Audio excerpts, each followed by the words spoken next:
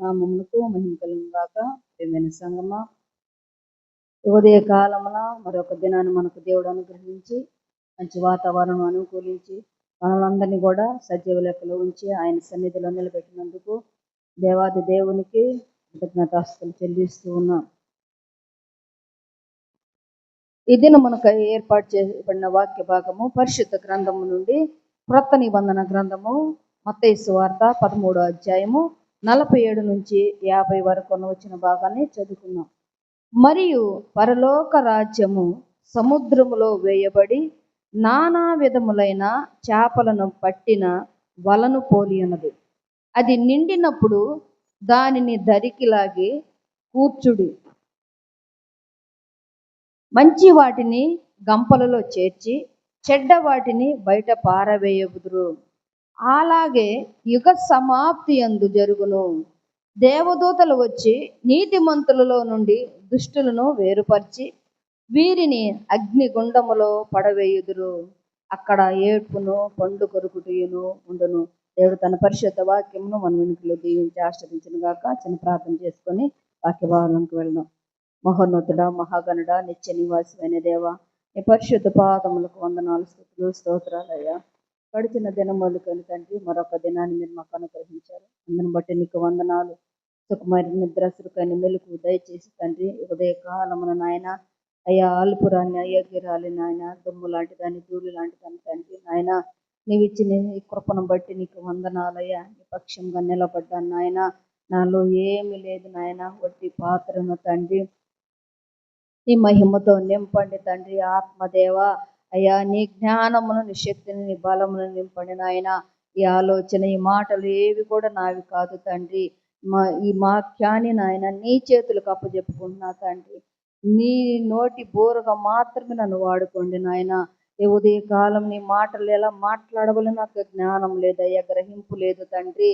అయ్యా, జ్ఞానము గ్రహింపుని నాయన, ఆత్మబలముని శక్తిని నాయన మీరు అనుగ్రహించి నాయన నా ద్వారా నాయన మా అందరితోటి నా తండ్రి ఈ మర్మములు నాయన మాట్లాడమని ప్రార్థిస్తున్నా అయ్యా. ఇదిగో నాయన దీని వివరణ అయితే అయ్యా ఎక్కువగా నాకైతే తెలియదు ప్రభా. నీవిచ్చిన చిన్న ఆలోచన బట్టి, జ్ఞానాన్ని బట్టి మాత్రమే అయ్యా నేను నాయన మాట్లాడాలని తలుస్తున్నాను తండ్రి. కనుక నా పక్షమున నీ ఉండి నా ప్రభా, నీ నోటి బోరగా మాత్రమే నాయన మాటలన్నీ కూడా మాట్లాడి నీ నామముకే మహిమ, ఘనత, ప్రభావం మీరు మాత్రం పొందుకోమని యేసయ్య శ్రేష్టమైన నామంలో ఈ మనల్ని మిక్కిలిగా బ్రతిమాలి అడిగి వేడుకొని పొందుకొని నాన్న తండ్రి. ఆమేన్, ఆమేన్. ఇది ఈ మాటలు చూస్తే మన అంశము పరలోక రాజ్యము యొక్క మర్మము. పరలోక రాజ్యము యొక్క మర్మము. ఈ వాక్య భాగము మనము గ్రహించినట్లయితే పరలోక రాజ్యం యొక్క మర్మము. మర్మాలు అనేకములు ఉన్నాయి. ఈ 13వ అధ్యాయములోనే మనం మొదటి నుంచి చూసినట్లయితే ఇక్కడ పరలోక రాజ్యమును గురించి అనేక సాదృశ్యాలు మనకి కనపడుతూ ఉన్నాయి. అయితే ఈ సిద్ధపాటు అనేది మనకి అవసరమైనది. సిద్ధపాటు కావాలి. మొట్టమొదటిగా మనం దేవుని రాజ్యంలో చేర్చబడాలన్నా మత్తయి సువార్త 13వ అధ్యాయము 47 నుంచి 50 వరకు వచ్చిన భాగాన్ని మనము ఇప్పుడు వివరించుకుందాం. మత్తయి సువార్త 47వ అధ్యాయము 50 వచ్చిన దాకా, పేజీ నంబర్ 15. ఇది పరలోక రాజ్యం యొక్క మర్మము. అంటే మనం ప్రతి దినము ఎందుకు ఇక్కడ కూడుతున్నాము? ప్రతి దినం మనము ఎందుకు ఒక్కొక్కరి ద్వారా ఒక్కొక్క మాట వింటున్నాము? ఎందుకంటే మనము పరలోక రాజ్యానికి సిద్ధపాటు. ఇది మారు మనసు రక్షణ అనుభవంలోనికి రావాలని అందరూ అంతటా మారు మనసు పొంది దేవుని రాజ్యములో అందరూ చేర్చబడాలనేది ఆయన ఆశయం, ఆయన చిత్తం కూడా అది. కాబట్టి ప్రతి దినము కూడా మనల్ని సరి చేసుకుంటూ మనల్ని ఆత్మ పరిశీలన చేసుకుంటూ మనము ముందుకు దేవుని సన్నిధిలో కొనసాగాల. అదే సిద్ధపాటు కలగాల, సిద్ధపాటు కలిగి ఉండాల. ఆ సిద్ధపాటు ఎవరు కలిగి ఉన్నారు? పరిశుద్ధ లేఖన భాగంలో మనం చూస్తే ఇదే మత్తయి సువార్త 25వ అధ్యాయంలో అక్కడ ఇద్దరు ఉన్నారు. ఎవరు? బుద్ధి గల కన్యకలు, బుద్ధి లేని కన్యకలు. ఎవరు సిద్ధపడ్డారు? బుద్ధి కలిగి దేవుని వెంబడించేవారు, దేవుని వాక్యం విని వాళ్ళ హృదయంలో భద్రపరుచుకొని వాక్యానుసారముగా నడిచేవారు మాత్రమే సిద్ధపడ్డారు. వాక్యము లేని వారు సిద్ధపడలా, విన్నారు కానీ వారికి లోతైన అనుభవంలోకి వాళ్ళు వెళ్ళల. ఆ సువార్త వేరు వాళ్ళలో ఫలించల. అందుకని వాళ్ళు సిద్ధపడలా. పైకి వాళ్ళు ఏం చేస్తారంటే మేము కూడా బుద్ధిగల కన్యకలమే, మేము కూడా సిద్ధపడ్డాం అనుకుంటున్నారు కానీ వారు సిద్ధపడలేదు. కానీ బుద్ధిగల కన్యకలు వారి దివిటీల్లో సిద్ధపరచుకొని, ఆ సిద్ధిలలో నూనె సిద్ధపరచుకొని తమ దివిటీలను వెలిగించుకుంటూ ఇదిగో పెండ్లి కుమారుని రాక కొరకు వారు ఎదురు చూస్తూ ఉన్నారు. ఎందుకు ఎదురు చూస్తున్నారు? పరలోక రాజ్య సాదృశ్యం అది. ఎందుకంటే మనం కూడా ఈ ఉదయకాలం నిన్ను నన్ను అడుగుతున్నాడు, మనం కూడా సిద్ధపడిన కన్యకల వలె పెండ్లి కుమారుని రాక కొరకు మనం ఎదురు చూస్తున్నాం. ఆయన రాకడ కొరకు ఎదురు చూస్తున్నాం. ఆయన త్వరలో రానయ్యన్నాడు కాబట్టి మనం సిద్ధపరచుకోవడానికి ప్రతిదినము ఇదిగో సంఘంగా ఇక్కడ కూడి ఆయన మాటలు మనము వింటున్నాం కదా. కాబట్టి మనం మొట్టమొదటిగా మనం ఏం చేయాలంట? పరలోక రాజ్యములో మనం చేరాలంటే మనము సిద్ధపాటు కలిగి ఉండాల. ఈ సిద్ధపాటు అనేది మనకి అవసరమైనది. అందుకే అంటున్నాడు, ఆ పెండ్లి కుమారుని రాక కొరకు ఎవరైతే సిద్ధపడతారో, ఎవరైతే సిద్ధులలో నూనె వెలిగించుకుంటారో, ఒత్తిని వెలిగించుకుంటారో, ఎవరైతే సిద్ధపడి దేవుని కొరకు ఎదురు చూస్తారో వారే పరలోక రాజ్యములో చేరతారు. అయితే ఇక్కడ పరలోక రాజ్యముల గురించి, ఆ మర్మాల గురించి మనం 44లో 45లో కూడా చూసినట్లయితే అక్కడ ఏమంటుందంటే, ఏం రాయబడి ఉన్నదంటే, పరలోక రాజ్యము పొలములో దాచబడిన ధనమును పోలి ఉన్నదంట. చూడండి, పరలోక రాజ్యము దేన్ని పోలి ఉన్నదంట? దాచబడిన ధనమును పోలి ఉన్నది అంటున్నాడు. అయితే మన లేఖన భాగములు ఏమంటాడంటే, ఈ లోకములో మనం ధనము కూర్చుకొనొద్దు, అది చెమ్మటైన తుప్పైన పట్టి పాడైపోద్ది. అయితే ఏమంటున్నాడు? పరలోకముల ధనము కూర్చుకొనుడి. మనకు ఏం కావాలంట? పరలోక ధనము అంటే అక్కడ స్థిర నివాసము. పరలోక ధనం అంటే డబ్బు దాచుకోమని కాదు అక్కడ అర్థము. ఆ పరలోకములో పొలములో దాచబడిన ధనమును పోలినదంట. ఆ ధనము కావాలంటే ఆ శ్రేష్టమైన రాజ్యములో ఆయన ఇచ్చే ఫలాలు. ధననిదంటే ఫలాలు. ఎప్పుడు మనము సంతోషం సమాధానంతో, అక్కడ ఏముండదు, చీకటి ఉండదు, ఏడ్పు ఉండదు, ఏముండదు. ఎప్పుడు సంతోషం ఆనందము. ఆ మహాపట్టణంలో మనం దేవుని సన్నిధిలో ఉన్నప్పుడు మనకు అసలు ఆకలి దప్పులు ఉండవు. మనం ప్రార్థన చేస్తాం కదా, శారీరక ఆకలి దప్పులు తీసేసి ఆత్మీయ ఆకలి దప్పులు కలిగించమంట.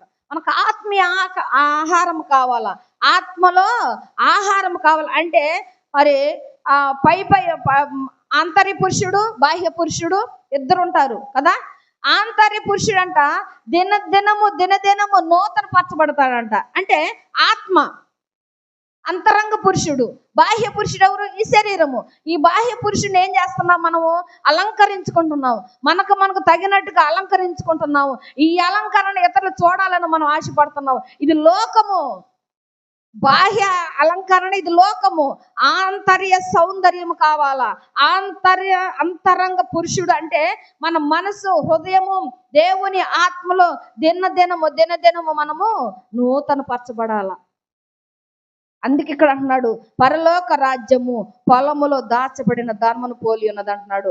ఇక్కడ 45లో అంటున్నాడు, మరియు పరలోక రాజ్యము మంచి ముత్యములను వెతుకుచున్న వర్తకును పోలి ఉన్నదంట. అంత శ్రేష్టమైన మాట చూడు. పరలోక రాజ్యం అంట మంచి ముత్యములను వెతుకుచున్న వర్తకుని పోలి అంట. వర్తకుడు ఎవరు ఇక్కడ? యేసు ప్రభు. ముత్యాలు ఎవరు? మనమే. మనలో మంచి ఉండి చెడ్డ ఉండి పుచ్చు తాలు అన్నీ ఉన్నాయి లోకములో. కాబట్టి ఇక్కడ మన చదవబడిన వాక్యములోనే కాకుండా పైన కూడా ఏమంటున్నాడంటే, పరలోక రాజ్యము ధనముతో పోల్చాడు, మంచి ముత్యములతో పోల్చాడు. నువ్వు మంచి ముత్యములాగా ఉన్నావా? మంచి ధననిధిలాగా ఉన్నావా? యేసయ్య విలువ పెట్టి కొనబడిన ధననిధిలాగా మనం ఉన్నావా? యేసయ్య కొనబడిన మంచి ముత్యంలాగా మనం ఉన్నావా? ఈ ఉదయకాలం నేను ఆత్మ పరిశీలన చేసుకోవాలా. అందుకే అంటున్నాడు, పరలోక రాజ్యము ఏమైనదంట? ధనమును పోలి ఉన్నది, మంచి ముత్యములు పోలి ఉన్నదంట. అంటాడు చూడండి 46 అంటాడు, అతడు అమూల్యమైన ఒక ముత్యమును కనుగొని పోయి తనకు కలిగినదంతా అమ్మి దానిని కొనును అంటున్నాడు. ఏదైనా ఒక వస్తువు మనకి నచ్చితే బజార్కి వెళ్తాము, మనకు నచ్చితే ఎంతైనా విలువ పెట్టి కొంటాం. అంటే అది ఉపయోగకరమైనది ఉండాలా, శ్రేష్టమైనది ఉండాలా, మరి ఫలభరితమైనది ఉండాలా, మనకి ఇంటిల్ల పాదికి అది పనికి వచ్చేదానిలాగా ఉండాలా. అదైతే మనం కొనుక్కుంటాం. అంటే ఇదిగో తల్లికో తండ్రికో కుటుంబాలకు ఎవరికైనా అవసరం వచ్చే వస్తువును మనము అంటే ఉపయోగకరమైన కొనుక్కుంటాము. దేవుడు కూడా ఇక్కడ ఏమంటున్నాడు అంటే మంచి ముత్యాలంట కొంటాడంట. ఈ మంచి ముత్యాలలాగా మనము ఎప్పుడుంటాం? మారు మనసు రక్షణ అనుభవంలోకి మనం వస్తే.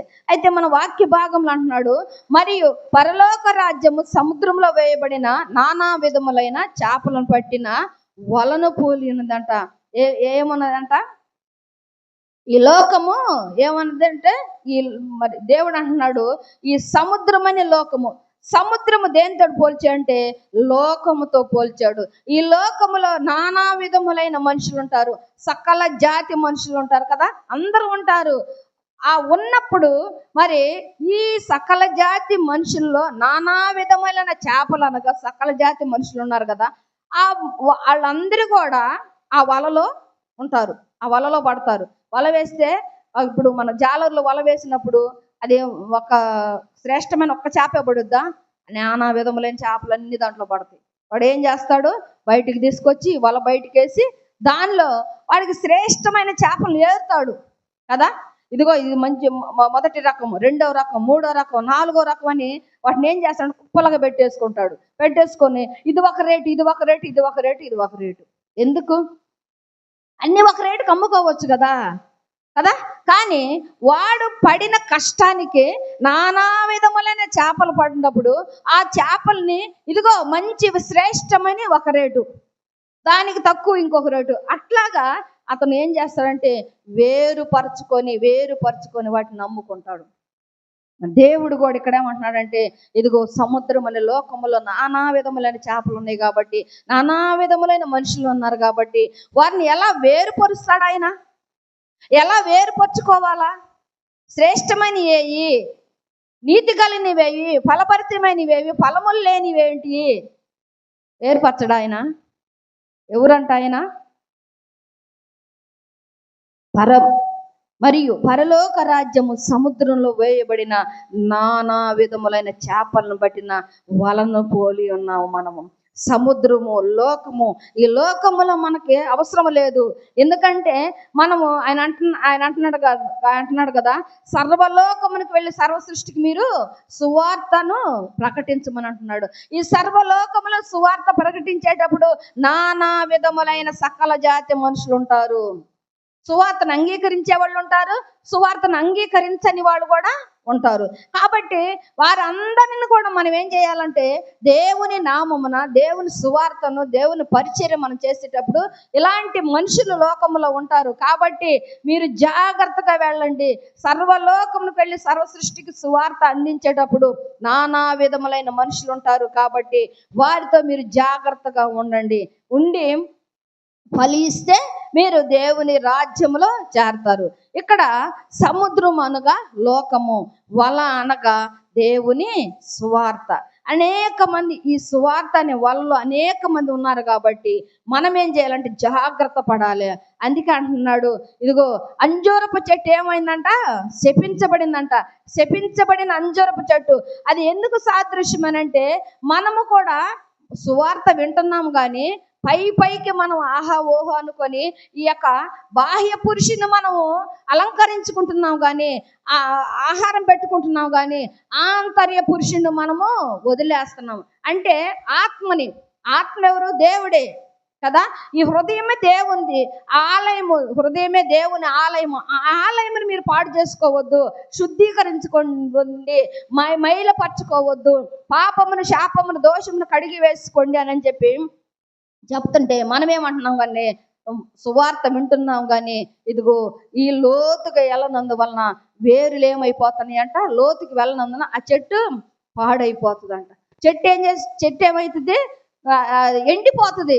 వేరులు లోపలికి వెళితేనే ఆ చెట్టు ఫలిస్తుంది, అనేక రకమైన ఫలములు. కొన్ని చెట్లు ఫలిస్తాయి కానీ ఇదిగో చెట్లు చిగురుస్తాయి కానీ ఆకులు వస్తాయి కానీ దానికి ఏమి ఫలములు ఉండవు.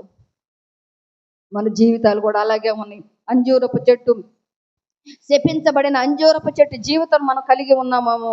ఈ ఉదయకాలం నీవు నేను సరి చేసుకోవాలా. అందుకే హబక్కు అంటున్నాడు, హబక్కు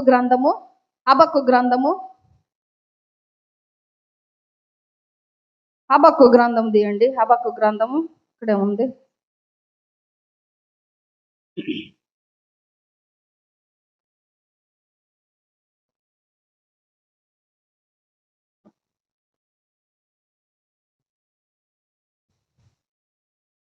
హబక్కు గ్రంథము 2వ అధ్యాయము, హబక్కు గ్రంథము 1వ అధ్యాయం 14-15 చూద్దాం. హబక్కు గ్రంథము 770 పేజీ, 1వ అధ్యాయం 14-15 అంటున్నాడు, ఏలిక లేని చేపలతోనూ ప్రాకు పురుగులతోనూ నీవు నరులను సమానులుగా చేసితివి. వాడు అనగా ఎవరు ఇక్కడ? అపవాది. వాడు అపవాది గాలం వేసి మానవులందరినంట గుచ్చి లాగి ఉన్నాడు, ఉరులు వగ్గి చిక్కించుకొని ఉన్నాడంట. వాడు తన వలతో వారిని కూర్చుకొని సంతోషపడి గంతులు వేయుచున్నాడంట. చూడండి, కావున వల వలన మంచి భాగమును పుష్టినిచ్చు భోజనము తనకు కలుగుతున్నవని వాడు తన వలకు బలులు అర్పించుచున్నాడు, తన ఊరులకు ధూపము వేయుచున్నాడు. వాడు ఎల్లప్పుడూ తన వలలో నుండి దిమ్మరించుచుండవలన ఎప్పటికీ మానకుండా వాడు జనములను హతము చేయుచున్నాడంట. ఎవరంట? వాడు అపవాదంట. వాడు ఏం చేస్తానంట, ఇదిగో ఏలిక లేని చేపలతోనూ ప్రాకు పురుగులతోనూ ఇదిగో నీవు నరులను సమానులుగా చేసితివి. ఇదిగో దేవుడు దేవుడు అందరిని సమానంగా, అంటే గొప్పవారు కాదు, పేదవారు కాదు, ధనికులు కాదు, ఎవరు కాదు, అందరు ఆయన దృష్టిలో అందరు సమానమే. హెచ్చు తగ్గులు ఆయనకి లేనే లేదు. కాబట్టి ఆయన అందరిని చూస్తున్నాడు. ఎందుకు చూడాలట్టాగా? వీడు అపవాది ఏం చేస్తున్నాడు, వీళ్ళందరినీ నేను ఎందుకు చూడాలి, సమానులకు ఎందుకు చేయాలా? అందుకని వాడు అంటున్నాడు, గాలం వేసి అంట మానవులందరిని గుచ్చి లాగుతున్నాడు అంట, తన వలలో వేసుకుంటున్నాడు అంట. మంచివారిని వేసుకుంటున్నాడు, చెడ్డవారిని వేసుకుంటున్నాడు కదా. మాటల ద్వారానే వాడు ఏం చేస్తున్నాడంటే, ఇదిగో నానా జాతి మనుషులు ఉన్నారు కదా, ఆ నానా జాతి మనుషులు ఏం చేస్తున్నాడు, వాడు పట్టి లాగి ఏం చేస్తున్నాడు, వాడి యొక్క మాటల ద్వారా, మనసుల ద్వారా. ఇప్పుడు మన కష్టాల్లో ఉంటే వారి దగ్గరికి వెళ్ళి మనం ఏం చేయాలా, ఇంకా 4 మాటలు యాజ్యం పోస్తే ఏమవుతుంది, అది రగిలిపోద్ది, మంట వచ్చేస్తుంది. కానీ దేవుని బిడ్డలమైన మనం ఏం చేయాలా, వాళ్ళ దగ్గరికి వెళ్ళి ఆదరింపు మాటలు మాట్లాడాలి, దేవుని ఆదరణ మాటలు వాళ్ళకి మనము వినిపించాలా. అప్పుడేం చేస్తారు వాళ్ళు కొంచెం మెత్తబడి, అవును కదా, ఇదిగో బయట వాళ్ళు ఎవరు రాలేదు, దేవుని బిడ్డలే నా దగ్గరికి వచ్చారు, దేవుని బిడ్డలే నన్ను ఆదరించారు, కాబట్టి ఇదిగో నేను కూడా వాళ్ళని ఆదరించాలి, నేను దేవుని సన్నిధికి వెళ్ళాలా, దేవుని బిడ్డలే నన్ను ఆదరించారని వాళ్ళకి మనసు కలగాల. అలా కాకుండా ఈ అపవాది ఏం చేస్తున్నాడంటే, ఇదిగో మంచి వారిని చెడ్డవారిని అంట వాడి గాలంతో గుచ్చి లాగి ఆ చేపలన్నిటిని ఏం చేస్తున్నాడు, వలలో వేసుకొని వాటన్నిటిని బలులు అర్పిస్తూ వాడు తింటూ ఆనందపడిపోతున్నాడంట. ఈనాడు మనం కూడా అలాగే ఉన్నాము. వినండి అమ్మా, వినండి అంటే ఎవరు మాట వినట్ల. ఒకానొక దినం వస్తుంది, ఆ దినములో తీర్పు అనేది ఉంటుంది. ఆ తీర్పులో నువ్వెక్కడ ఉంటావో నేను ఎక్కడ ఉంటామో మనం ఆత్మ పరిశీలన చేసుకోవాలా. కాబట్టి ఏం చేయాలంటే, ఇదిగో దేవుని రాజ్యము మంచి ముత్యములతోనూ పరలోక రాజ్యము మంచి ధననీతితో పోలి ఉన్నది. కాబట్టి మనము ఎలా ఉండాలంటున్నాం. ఇక్కడ చేపలంటే మన క్రైస్తవులు, విశ్వాసులు చేపలు. మరి వీళ్ళలో కూడా మంచివారు చెడ్డవారు ఉంటారు కదా. మంచివారు చెడ్డవారు ఉంటారు. అప్పుడు మరి గంప ఏం చూపిస్తుందంటే దేవుని రాజ్యము చూపిస్తుంది. మొట్టమొదటిగా సముద్రం అనగా లోకమును చూపిస్తుంది, వలనగా దేవుని సువార్తను సూచిస్తుంది. అదేవిధంగా గంప అనగా దేవుని రాజ్యము సూచిస్తుంది. ఈ దేవుని రాజ్యము ఈ గంపలో ఇవి మంచివి చెడ్డవి అన్ని గంపలో పడతాయి. ఇప్పుడు చదువుకున్నాం కదా హబక్కు గ్రంథంలో, ఎవడు ఏం చేస్తున్నాడంట, మంచి వాటిని చెడ్డవాడినంట గుచ్చి లాగి వాడు వలలో వేసుకుంటున్నాడంట. అలాగే కాబట్టి ఈ బయట పారవేయబడి వారు ఎవరంటే చెడ్డవారు. వారు ఎలాంటి వారంటే రక్షణలోకి వచ్చి వారు హృదయములో నుండి చెడుతనమును విడిచిపెట్టని వారు.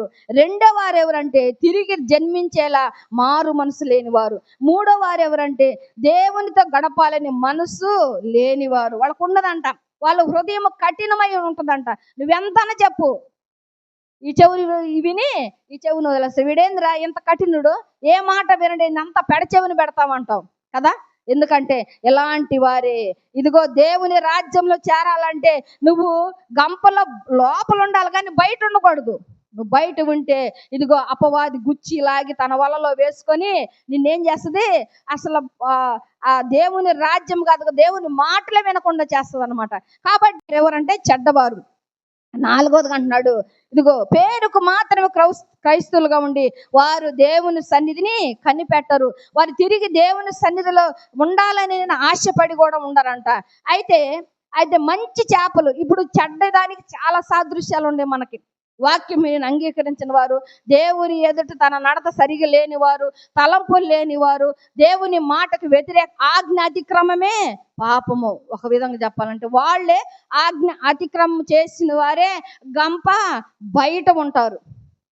నువ్వు గంపలో ఉండాలంటే, అంటే దేవుని రాజ్యంలో ఉండాలంటే నువ్వు ఎలాగా ఉండాలంటే మంచి చేపలుగా ఉండాలా. మంచి మారు మనసు రక్షణ అనుభవంలోనికి వచ్చి దేవుని సన్నిధిని సహవాసమును ప్రతి దినము నువ్వు అనుభవిస్తున్నప్పుడు ఆయనతో నువ్వు స్నేహం చేయాలా, ఆయనతో నువ్వు సహవాసం చేయాలా, ఆయనలో నువ్వు నివసించాలా, ఆయన్నే నీవు ఆరాధించాలా. ఆయన అంటున్నాడు, ఆకాశం అందు కానీ భూమి అందు కానీ భూమి క్రింద నీళ్ళ యందు కానీ దేని కూడా నువ్వు పూజింపకూడదు, ఆరాధించకూడదు.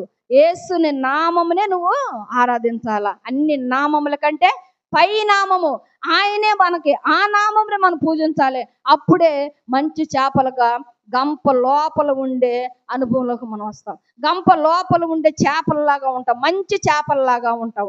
కాబట్టి ఆ మంచి చేపలు ఎవరంటే గంప లోపల ఉన్న చేపలు, మనుషులు. వాళ్ళు దేవుని రాజ్యంలో చేర్చబడతారు. వీళ్ళు ఎలా ఉంటారంటే ఆత్మీయమైన క్రైస్తవులాగా ఉంటారు. ఆత్మానుసారమైన మనసు కలిగి జీవమును సమాధానమును కోరుకునే వాళ్ళంట.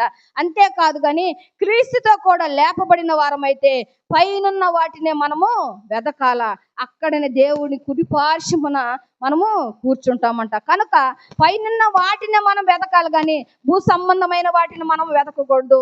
ఈ భూ సంబంధమైన వారు ఎవరంటే గంప బయట ఉండేవారు. గంప లోపల ఉండేవారు ఏం చేయాలా, రక్షణ మారు మనసు పొంది దేవుని వెదికేవారు, ఆయన ఆజ్ఞలు ఆయన కట్టడను అనుసరించి నడుచుకునేవారంట. వారిలో ఆత్మీయమైన క్రైస్తవులు ఉన్నారు, అలాగే ప్రార్థించే క్రైస్తవులు కూడా ఉన్నారు. వీరందరూ ఎవరు, ఇప్పుడు నేను చెప్పే వాళ్ళందరూ ఎవరు, గంప లోపల ఉండేవాళ్ళు, అంటే దేవుని రాజ్యములో చేర్చబడేవారు. నేను ఇప్పుడు చెప్తున్నాను మంచి చేపలు. రెండోవారు ప్రార్థించే క్రైస్తవులు అంట. అందుకంటున్నాడు, ప్రభు నామమును బట్టి ప్రార్థించే వారు అందరంట రక్షణ పొందుతారా. ప్రభు నామమును ప్రార్థించేవారు రక్షణ పొంది దేవుని రాజ్యములో చేర్చబడతారు. అందుకే ఆత్మ పూర్ణులుగా మనం ఉండాలంట. ఆత్మ ఇక్కడ ఎఫెసీ పత్రిక మనం చూసినట్లయితే, ఎఫెసీ పత్రిక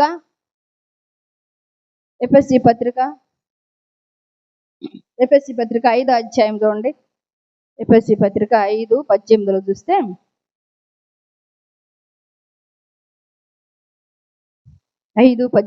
మనం చూద్దాం. మరియు మద్యముతో మత్తులై ఉండకుడి, దానిలో దుర్వ్యాపారము కలదు, అయితే ఆత్మ పూర్ణులై ఉండుడి. ఒకరినొకడు కీర్తనలతోనూ సంగీతములతోనూ ఆత్మ సంబంధమైన పాటలతోనూ హెచ్చరించుచు మీ హృదయములో ప్రభువును గూర్చి పాడుచు కీర్తించాలంట.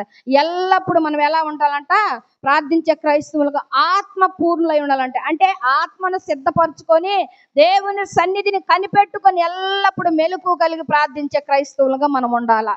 అలాగే అంటున్నాడు ఇక్కడే 19లో కూడా అంటున్నాడు, అలాగ పాటలతోటి కీర్తనలతోటి పాడుకున్న తర్వాత మనము ఏమంటున్నాడంటే ఇక్కడ 6:7లో కూడా ఒక మాట అంటున్నాడు చూడండి. 5, 6, 7 వ్యర్థమైన మాటల వలన ఎవడని మిమ్మల్ని మోసపరచనీయకుడి, ఇట్టి క్రియల వలన దేవుని ఉగ్రత అవిధేయులైన వారి మీదకు వచ్చును కనుక మీరు అట్టి వారితో పాలివారై ఉండకుడి. ఇన్ని హెచ్చరికలు చేస్తున్నాడు ఉదయకాలం. మన పౌలు భక్తుని మాటలు ఇవన్నీ. వ్యర్థముగా లోకం వైపు మనం చూడకూడదు, భూ సంబంధమైన వాటిని వెతకకూడదు. ఇదిగో పైనున్న వాటిని మీరు వెతకండి, ఆత్మ పూర్లుగా ఉండండి, ఆత్మను సిద్ధపరచుకోండి. కాబట్టి ఆత్మను సిద్ధపరచుకొని ఆత్మ పూర్లుగా ఉండి ప్రభు నామం బట్టి ఎవరైతే ప్రార్థన చేస్తారో వారే మంచి క్రైస్తవులు, మంచి చేపలుగా ఉంటారు. ఇంకోటి ఏమంటున్నాడంటే 3వది అంటున్నాడు, దేవుని ప్రేమను మనము క్రియలలో చూపించాలా. ఎట్లా చూపించాలా? దేవుని బిడ్డలైన మనము ఏం చేయాలంటే నిన్ను వలె నీ పొరుగు వారిని ప్రేమించని ఆజ్ఞ మనకి ఇచ్చాడు. కాబట్టి ఇదిగో ఇతరులు వారి బాధల్లో దుఃఖములో కష్టాలు ఉన్నప్పుడు మనం ఏం చేయాలి? మన క్రియల ద్వారా మన మాటల ద్వారా వారికి సహాయం చేయాలా, దేవుని మాటల ద్వారా ఆదరించాలా, నీకు చేతనైన సహాయం వారికి చేసి వారిని ఆదుకోవాలా. అవి దేవుని క్రియలు. అది ప్రేమ. దేవుని ప్రేమ నీలో ఉంటే ఈ క్రియలను చేస్తావు. దేవుని ప్రేమ మనలో లేకపోతే బయట పారవేయబడు చేపల్లాగా ఉంటాం, గంప బయట ఉంటాం. గంప అంటే ఏంది? దేవుని రాజ్యము. గంప అంటే దేవుని రాజ్యము. ఆ దేవుని రాజ్యంలో గంప లోపలుంటేనేమో నువ్వు సురక్షితంగా ఉంటావు, గంప బయట ఉంటే ఏముంటావు? పారవేయబడతావు. నాలో ఫలించని ప్రతి తీగను నరికి అగ్నిలో వేస్తానంటున్నాడు. ఎలా ఉండాలి నువ్వు? అగ్నిలో పారవేయబడేదో ఆ తీగలాగా ఉంటావా? లేదంటే దేవుళ్ళో ఫలించే తీగలాగా ఉండాలా మనము? బయట పారవేయబడి చేపల్లాగా ఉండాలా? లేకపోతే గంప లోపల ఉండి మంచి చేపలుగా, మంచి ముత్యములుగా, మంచి ధననిధిగా మనం ఉండాలా? ఎలా ఉండాలి మనం ఈ ఉదయకాలం? నిన్ను నన్ను ఆయన హెచ్చరిస్తూ ఉన్నాడు. అంతేకాదు మెలకు కలిగిన క్రైస్తవులుగా ఉండాలంట. మంచి ఆత్మీయమైన క్రైస్తవులుగా ఉండాలా, ప్రార్థించే క్రైస్తవులుగా ఉండాలా, దేవుని ప్రేమను క్రియల్లో చూపించే క్రైస్తవులుగా ఉండాలా, అలాగే మెలకు కలిగిన క్రైస్తవులాగా ఉండాలా. వీళ్ళు ఎలాగా ఉండాలంటే మనము శోధనలో ప్రవేశించకుండా మెలకు కలిగి ఉండాలి. ఎందుకంటే దేవుడు ఏ సమయం ఏ గడిలో వస్తాడో తెలియదు కనుక, ఇదిగో యజమానుడు వచ్చేటప్పుడు ఆ యొక్క ఇంటి పనివాడు ఏం చేస్తారంటే మెలకు కలిగి ఉంటాడు కదా.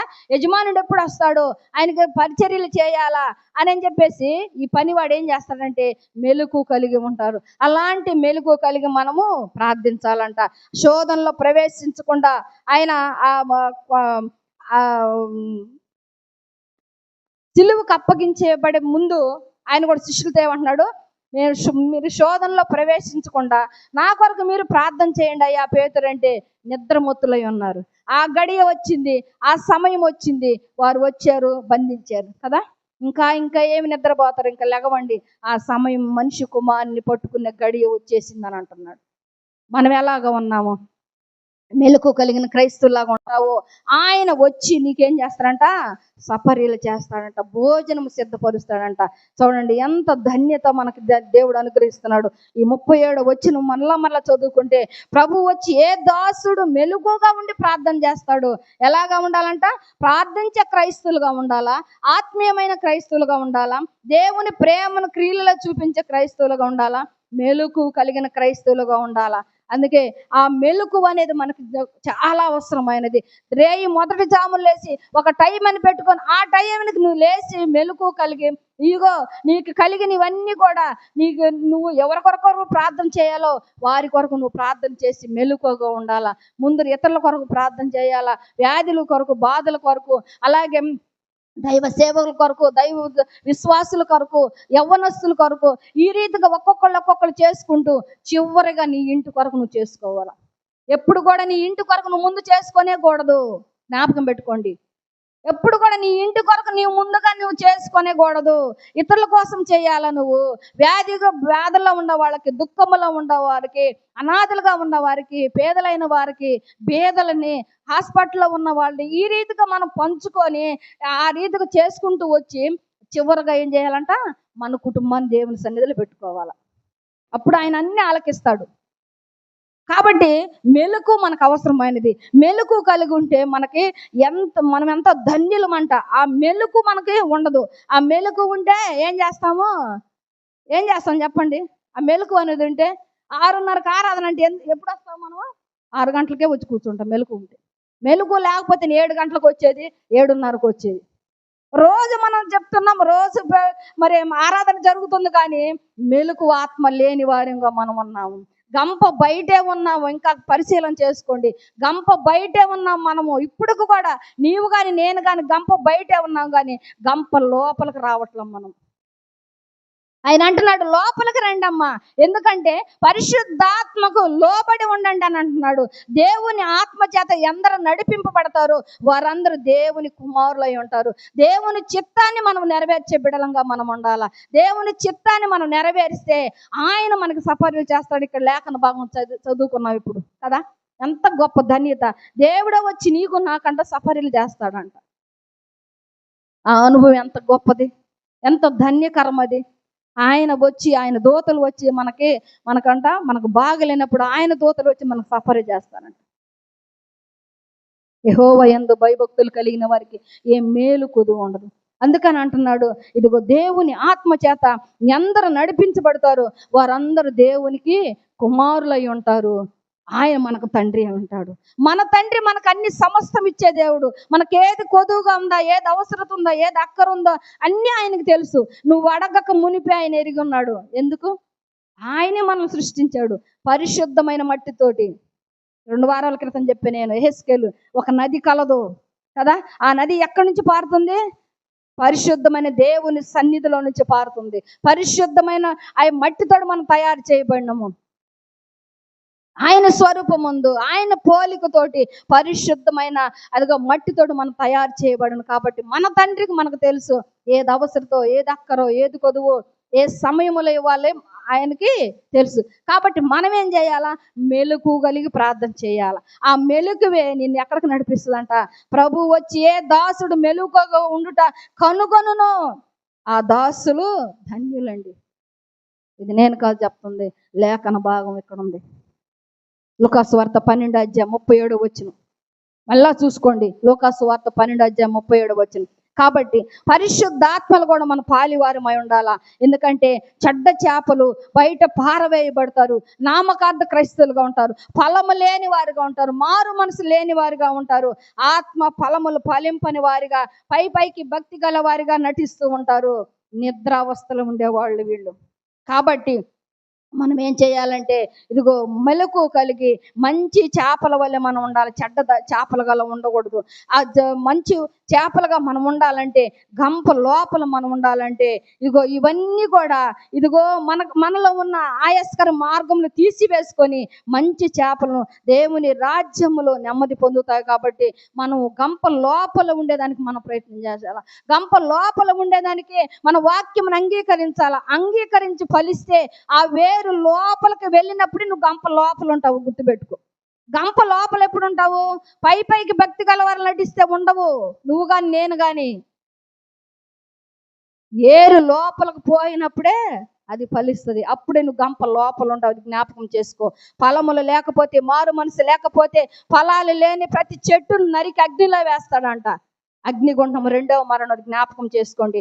నిద్రావస్థలో ఉన్నావేమో, ఇంకా నిద్రలో ఉన్నావేమో, ఇదిగో మెలుగుతో ఉన్నవారు ధన్యులు అంటున్నారు. కాబట్టి ఆ నామకార్థ క్రైస్తవులుగా చెడ్డ చేపలుగా మనం ఉండకూడదు. ఇవేంటే ఇవి బయట పారవేయబడిన చేపలు అగ్నిలో కాల్చబడే చేపలు. కాబట్టి ఆ అగ్ని ఆరదు, పురుగు చావదు. కాబట్టి మనం మంచి చేపల వలె దేవుని రాజ్యములో నెమ్మది పొందుతాము.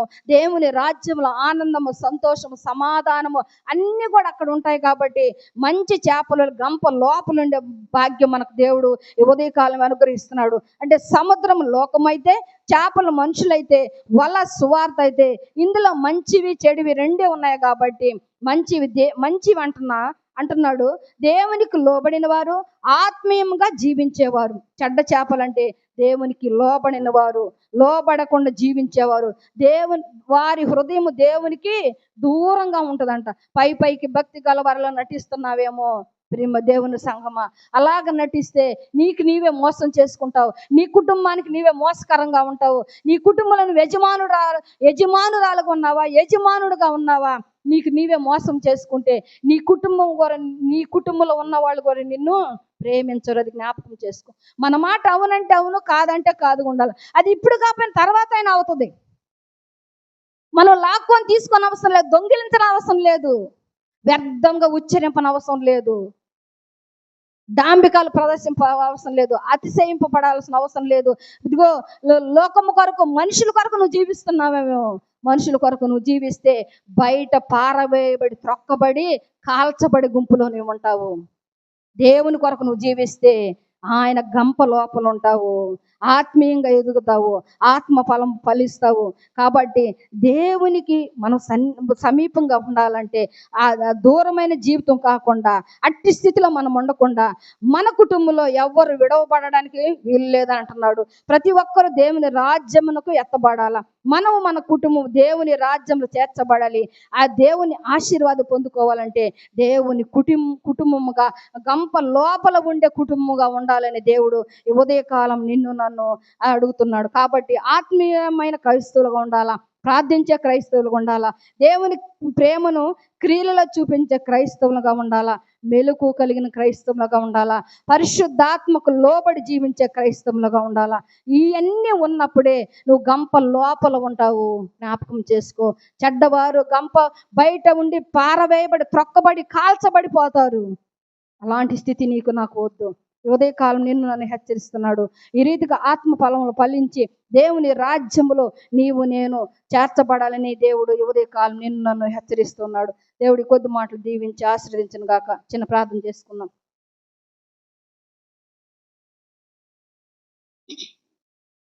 మహోన్నతుడ, మహాగణుడ, నిత్య నివాసమైన దేవాన్ని పరిశుద్ధ పాదములకు వందనాలు, స్తుతులు, స్తోత్రాలయ.